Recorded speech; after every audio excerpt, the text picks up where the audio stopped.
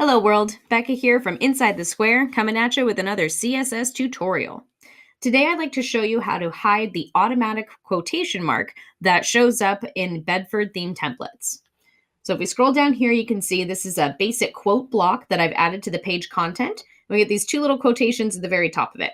Now that doesn't always align with the style of the website that you'd like to design, so I'd like to show you how to hide those and how to change the color of them to match your brand. So first and foremost, let's get to our custom CSS. We'll select design and then down to custom CSS. This is where you can paste the code that's beneath the video. This code right here will have the quotation marks set to display none, so they won't be visible. Okay, so again, you just copy and paste that right into your custom CSS. When you're done with that, select save. Now let's say you'd actually like to change the color of it and want it to be a different color than the font. I'm going to go ahead and remove what we just put there so we can see the quotes again. And we'll add a new line of code, again, beneath the video. This one shows up in my favorite shade of blue there. So you'll see that this blue is actually a lot lighter than the blue I'm trying to tell it to be.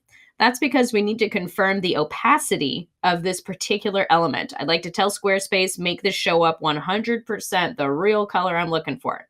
So I'm going to update this code with this opacity 1 important, and now it's showing up in the full color that I'd like it to, and yet it's a different color than the rest of the quote. So again, there are two codes beneath the video. If you'd like to get rid of those quotation marks completely, paste the first one that sets it to display none.